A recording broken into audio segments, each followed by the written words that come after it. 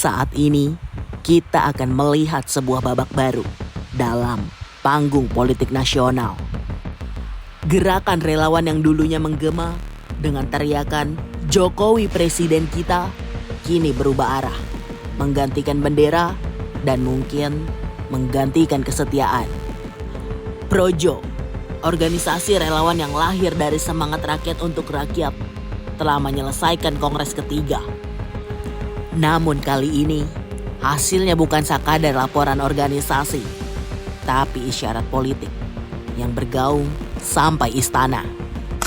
Budi Ari Setiadi, nama yang tak asing dalam lingkar Jokowi, kini berdiri di garis tipis antara masa lalu dan masa depan. Di satu sisi, dia adalah simbol kesuksesan gerakan relawan. Namun, di sisi lain, dia juga menjadi saksi bagaimana politik bisa berubah dalam sekedip mata. Apa makna kongres ini? Apakah Projo masih relawan Jokowi? Atau sudah menjadi sayap baru dalam era Prabowo? Mengapa logo berubah? Mengapa figur lama ditinggalkan? Dan siapa yang sebenarnya mengendalikan arah gerak baru Projo ini?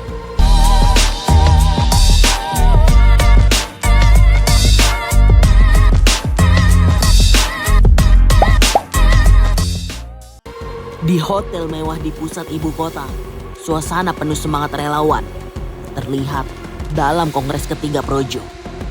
Ruangan yang berbalut warna merah putih, wajah-wajah lama yang pernah berjuang di era Jokowi kini berkumpul lagi, namun dengan arah yang berbeda. Budi Ari Setiadi, seorang figur yang dulu berdiri di garis terdepan relawan Jokowi, kini mengumumkan hasil kongres ketiga ini akan dilaporkan langsung kepada Presiden Prabowo Subianto.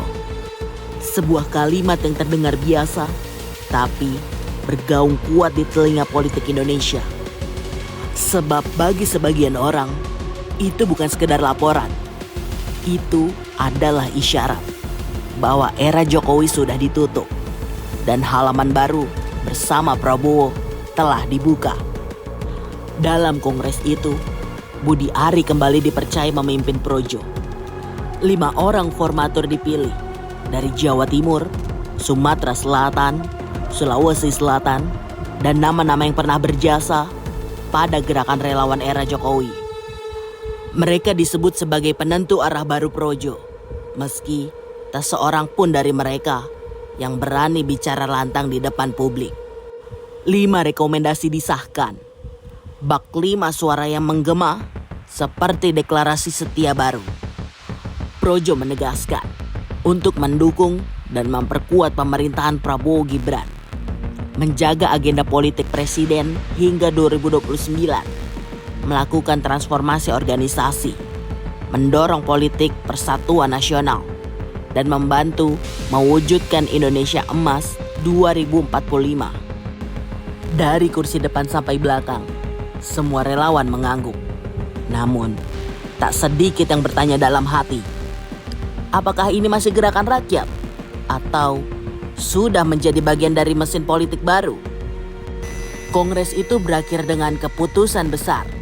Budi Ari kembali jadi ketua umum. Logo akan diganti. Dan Projo siap bertransformasi. Di luar gedung, angin malam Jakarta menghembus, seolah membawa bisikan bahwa perubahan ini tak sekadar pergantian logo atau susunan pengurus. Ini adalah pergeseran arah sejarah. Pertanyaannya, kemana sebenarnya Projo berlayar setelah kongres ini? Setelah pintu kongres tertutup, gemuruh baru terdengar dari dalam. Projo memutuskan untuk mengganti wajahnya secara harfiah. Logo yang selama ini menampilkan siluet wajah Jokowi akan ditinggalkan. Budi Ari mengatakan bahwa saatnya Projo berdiri di atas nama ide, bukan atas nama figur. Baginya, Projo bukan pro Jokowi seperti yang dibilang media selama ini, tapi berasal dari kata projo yang berarti negeri dalam Sanskerta atau rakyat dalam bahasa Jawa Kawi.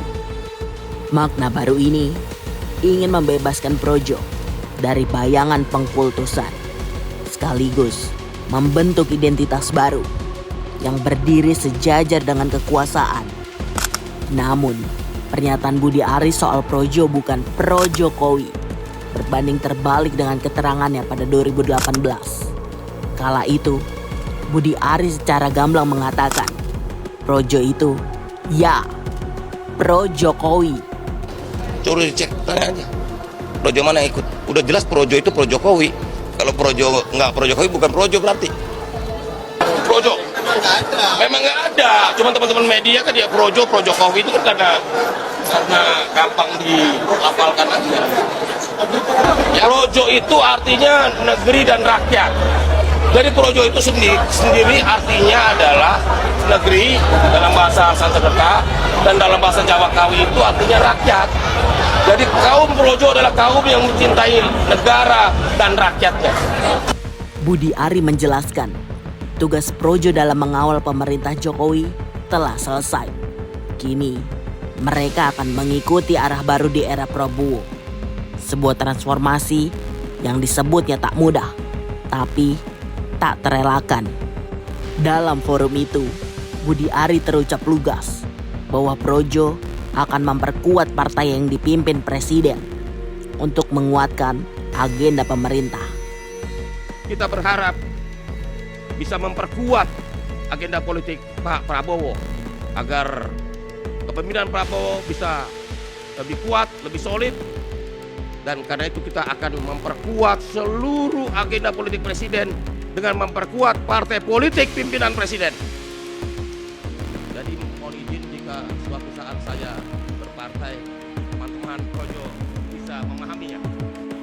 Dia juga menyiratkan bahwa suatu hari dia sendiri mungkin akan bergabung ke dalam partai politik. Karena demikianlah cara terbaik untuk berjuang di dalam sistem. Isu mulai berkembang bahwa transformasi Projo akan berujung pada berdirinya partai baru atau bergabung dengan PSI. Apalagi Jokowi belakangan terlihat akrab dengan partai berlogo gajah itu. Namun Budi Ari menanggapi dengan tenang. Dia menegaskan bahwa transformasi tak selalu harus bermakna politik formal. Ia menyadari Projo sudah bukan lagi relawan biasa, tapi organisasi dengan kekuatan struktural yang nyata. Baginya, transformasi adalah proses, bukan tujuan, dan arahnya belum tentu menuju partai politik. Kata-katanya itu seperti kode politik yang dibiarkan menggantung di udara. Lalu terdengar sebuah pengakuan yang mengejutkan. Budi Ari mengaku telah meminta izin kepada seluruh relawan Projo untuk bergabung ke Partai Gerindra. Kalimat yang sederhana, namun artinya mendalam. Ia ingin langkahnya direstui dan relawan menjawab, semua keputusan diserahkan kepada dirinya.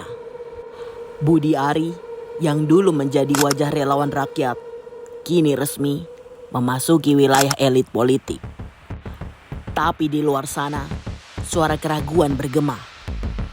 Politikus PDIP, Ferdinand Huta Heian, menilai langkah Budi Ari bergabung ke Gerindra tak lepas dari motif lain.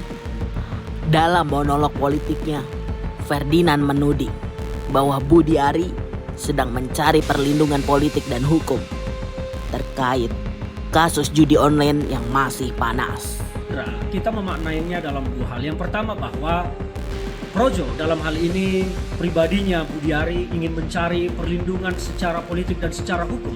Karena biar bagaimanapun saat ini Budi Ari statusnya di kepolisian terkait dengan judi online masih panas-panas seperti panas-panas kopi di pagi hari. Karena satu langkah saja Budi Ari pasti tersangka, karena di pengadilan kita sudah mendengar bagaimana dakwaan jaksa juga menyebut nama Budi Ari berkali-kali dan para saksi juga menyebut namanya. Maka saya punya keyakinan kalau sampai Budi Ari tidak mendapat perlindungan politik dan perlindungan hukum dia akan dijadikan tersangka. Nah, inilah langkah pertama yang mau diambil oleh Budi Ari, ingin mendapat perlindungan politik dan perlindungan hukum. Ferdinand meyakini satu langkah saja bisa membuat status hukum Budi Ari berubah. Dalam pandangan Ferdinand, bergabung ke Gerindra adalah perisai untuk Budi Ari, sebuah suaka politik untuk menjaga diri dari gelombang hukum yang semakin dekat. Budi Ari tak tinggal diam. Ia bangkit, menjelaskan bahwa tudingan itu tak berdasar. Dalam sebuah program televisi nasional, Budi Ari menegaskan, pengadilan sudah berjalan, putusan sudah ada, dan tak ada satupun bukti yang mengaitkannya dengan kasus backing judi online. Baginya, ini sudah menyangkut harga diri dan nama keluarga. Budi Ari mengaku, sepanjang menjabat sebagai Menkominfo, dirinya adalah orang yang paling keras melawan praktik judi online. Dia menegaskan, tak ada satupun kader projo yang terlibat dalam dunia gelap itu. Di saat perdebatan itu bergulir, suara pengamat mulai masuk dalam arena. Deddy Kurnia Syah, Direktur Indonesia Political Opinion, menilai bahwa pilihan Budi Ari bergerak ke Gerindra bukan lagi karena loyalitas kepada Jokowi. Deddy menyebut daya tarik Jokowi sudah menurun. Posisi PSI tak lagi kuat. Dan politik tak pernah menunggu kesentimentalan. Dalam analisisnya, keputusan Budi Ari adalah langkah pragmatis untuk mencari perlindungan politik dan kelangsungan karir. Politik baginya adalah hitungan untung rugi, bukan lagi kisah loyalitas atau pengabdian. Suara lain muncul dari pengamat Adib Miftahul yang menyebut sosok penjilat seperti Budi Ari adalah ancaman bagi Presiden Prabowo. Baginya, politik adalah dunia tanpa teman abadi, hanya kepentingan yang kekal. Dan jika orang seperti Budi Ari sudah berpindah kapal, maka suatu hari dia akan berpindah lagi. Kata-kata itu menjadi peringatan halus pada pemerintahan era Prabowo bahwa dalam politik, kesetiaan hanya sepanjang masa keuntungan. Di ujung semua ini, Rocky Gerung membuka tabir baru dalam analisisnya. Perpindahan Projo ke era Prabowo adalah bagian dari transaksi politik habis-habisan. Politik sedang masuk di dalam era transaksi habis-habis atau transaksi besar-besaran. Karena bayangkan Projo pada akhirnya harus pindah ke Gerindra dan ya mungkin itu strategi yang jitu oleh ketua Projonya, saudara Budi, untuk memungkinkan ada tukar tambah baru dalam politik.